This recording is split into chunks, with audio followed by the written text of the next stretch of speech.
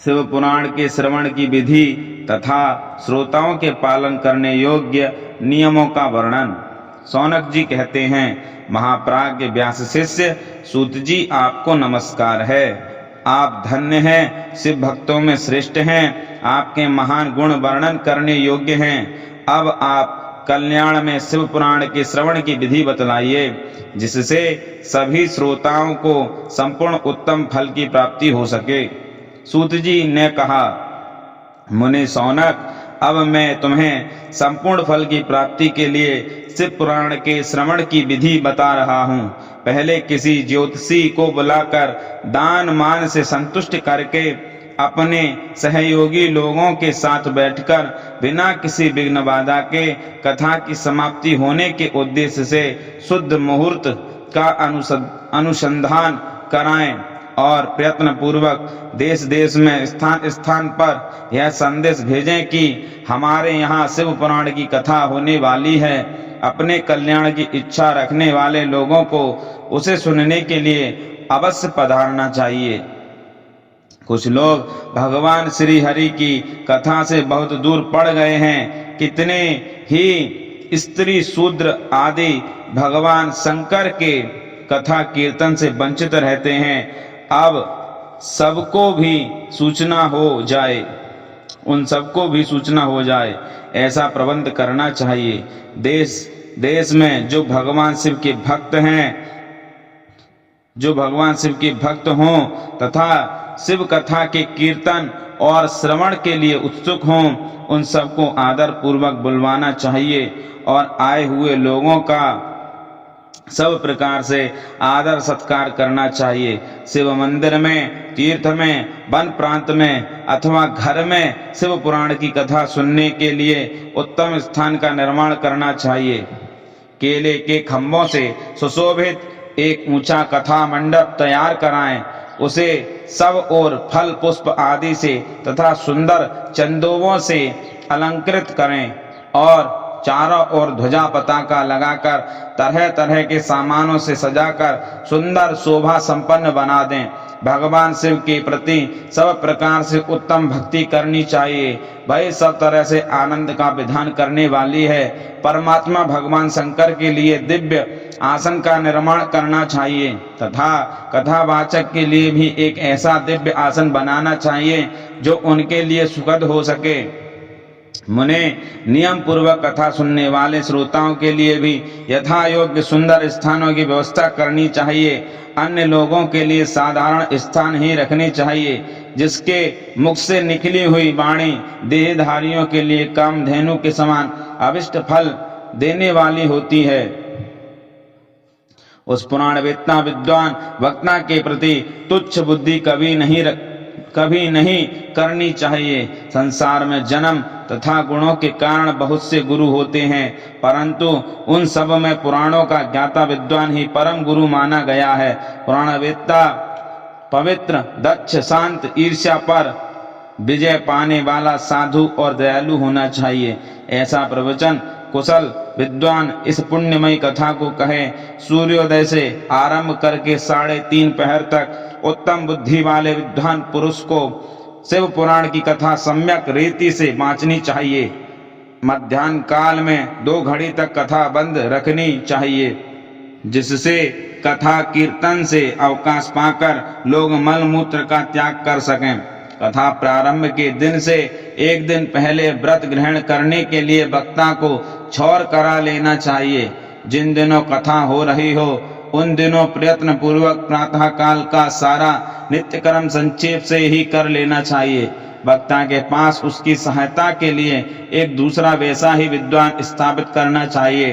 वह भी सब प्रकार के संशयों को निवृत्त करने में समर्थ और लोगों को समझाने में कुशल हो। कथा में आने वाले विघ्नों की निवृत्ति के लिए गणेश जी का पूजन करें। कथा के स्वामी भगवान शिव की तथा विशेषता से पुराण की पुस्तक की भक्ति भाव से पूजा करें। तत्पश्चात उत्तम बुद्धि वाला श्रोता तन मन से शुद्ध एवं प्रसन्न चित्त हो आदर पूर्वक शिव पुराण की कथा सुने। जो वक्ता और श्रोता अनेक प्रकार के कर्मों में भटक रहे हों, काम आदि 6 विकारों से युक्त हों, स्त्री में आसक्ति रखते हों और पाखंड पूर्ण बातें कहते हों, वे पुण्य के भागी नहीं होते। जो लौकिक चिंता तथा धन गृह एवं पुत्र आदि की चिंता को छोड़कर कथा में मन लगाए रहते हैं, उन शुद्ध बुद्धि पुरुषों को उत्तम फल की प्राप्ति होती है। जो श्रोता श्रद्धा और भक्ति से युक्त होते हैं, दूसरे कर्मों में मन नहीं लगाते हैं और मौन पवित्र एवं उद्वेग शून्य होते हैं, वे ही पुण्य के भागी होते हैं।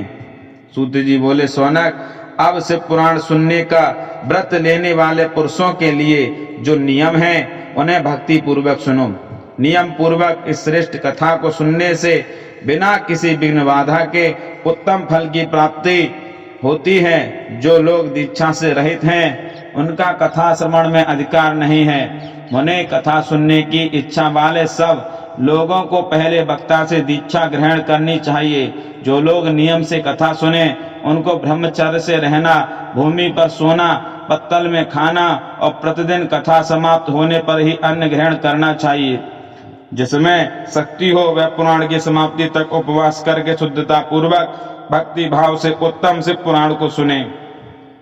इस कथा का व्रत लेने वाले पुरुष को प्रतिदिन एक ही बार हविष्यान्न भोजन करना चाहिए।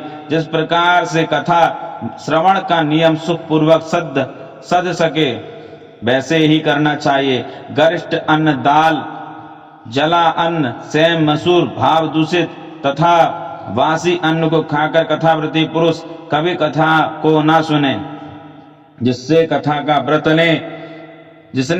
का व्रत ले रखा हो वह पुरुष प्याज, लहसुन, हींग, गाजर, मादक वस्तु तथा आमिष कही जाने वाले वस्तुओं को त्याग दे। कथा का व्रत लेने वाला पुरुष काम, क्रोध आदि 6 विकारों को, ब्राह्मणों की निंदा को तथा पवित्रता और साधु संतों की निंदा को भी त्याग दे। कथावृत्ति पुरुष प्रतिदिन सत्य, सोच, दया, मौन, सरलता, विनय तथा हार्दिक उदारता इन सद्गुणों को सदा अपनाए रखे। श्रोता निष्काम हो या सकाम वह नियम पूर्वक कथा सुने। सकाम पुरुष अपनी अभिष्ट कामना को प्राप्त करता है और निष्काम पुरुष मोक्ष पा लेता है। दरिद्र, क्षय का रोगी, पापी, भाग्यहीन तथा संतान रहित पुरुष भी इस उत्तम कथा को सुने। काकवंद्या आदि जो 7 प्रकार की दुष्टा स्त्रियां हैं वे तथा जिसका गर्भ गिर जाता हो वह इन सभी को शिव पुराण की उत्तम कथा सुननी चाहिए। मुने, स्त्री हो या पुरुष, सबको यत्न पूर्वक विधि विधान से शिव पुराण की यह उत्तम कथा सुननी चाहिए। मेहर से इस तरह से पुराण की कथा के पाठ एवं श्रवण संबंधी यज्ञोत्सव की समाप्ति होने पर श्रोताओं को भक्ति एवं प्रयत्न पूर्वक भगवान शिव की पूजा की भांति पुराण पुस्तक की भी पूजा करनी चाहिए।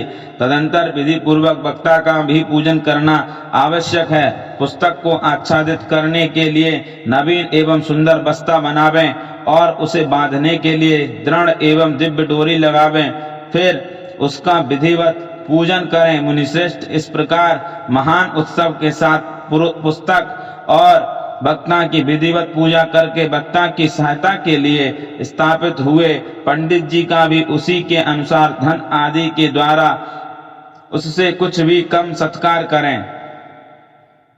वहां आए हुए ब्राह्मणों को अन्न, धन आदि का दान करें। साथ ही गीत, वाद्य और नृत्य आदि के द्वारा महान उत्सव रचाएं।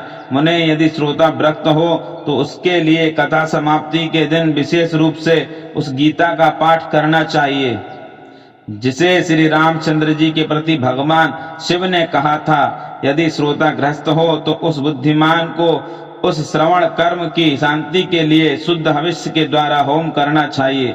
मुने, रुद्र संहिता के प्रत्येक श्लोक द्वारा होम करना उचित है अथवा गायत्री मंत्र से होम करना चाहिए, क्योंकि वास्तव में यह पुराण गायत्रीमय ही है, अथवा शिव पंचाक्षर मूल मंत्र से हवन करना उचित है। होम करने की शक्ति ना हो तो विद्वान पुरुष यथाशक्ति हवनीय हविष्य का ब्राह्मण को दान करे। न्यूनातिरिक्तता रूप दोष की शांति के लिए भक्ति पूर्वक शिव सहस्त्र नाम का पाठ अथवा श्रवण करें, इससे सब कुछ सफल होता है, इसमें संशय नहीं है, क्योंकि तीनों लोकों में उससे बढ़कर कोई वस्तु नहीं है। कथा श्रवण संबंधी व्रत की पूर्णता की सिद्धि के लिए 11 ब्राह्मणों को मधु मिश्रित खीर भोजन कराएं और उन्हें दक्षिणा दें। मुने यदि शक्ति हो तो 3 तोले सोने का एक सुंदर सिंहासन बनवाएं और उस पर उत्तम अक्षरों में लिखी अथवा लिखाई हुई शिव पुराण की पोथी विधि पूर्वक स्थापित करें। तत्पश्चात पुरुष उसकी आवाहन आदि विविध उपचारों से पूजा करके दक्षिणा चढ़ाए। फिर जितेंद्रिय आचार्य का वस्त्र आभूषण एवं गंध आदि से पूजन करके दक्षिणा सहित वह पुस्तक उन्हें समर्पित कर दे। उत्तम बुद्धि वाला श्रोता इस प्रकार भगवान शिव के संतोष के लिए पुस्तक का दान करे। शौनक, इस पुराण के उस दान के प्रभाव से भगवान शिव का अनुग्रह पाकर पुरुष भव बंधन से मुक्त हो जाता है।